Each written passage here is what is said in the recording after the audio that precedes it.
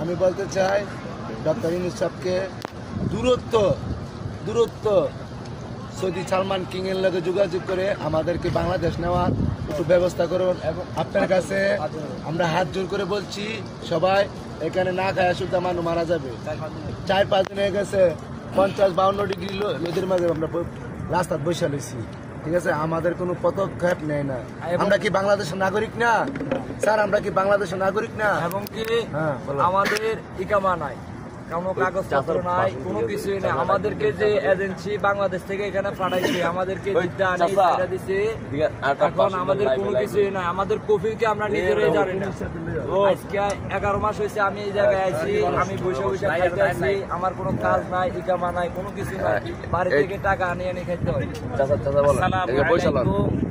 আমরা বাংলাদেশি 500-600 প্রবাসী শ্রমিক সৌদি আরবে কষ্ট করতেছি। আমাদের কোনো কফিল নাই, আকামা নাই, কাজ নাই, বেতন নাই, খুব অসহায়।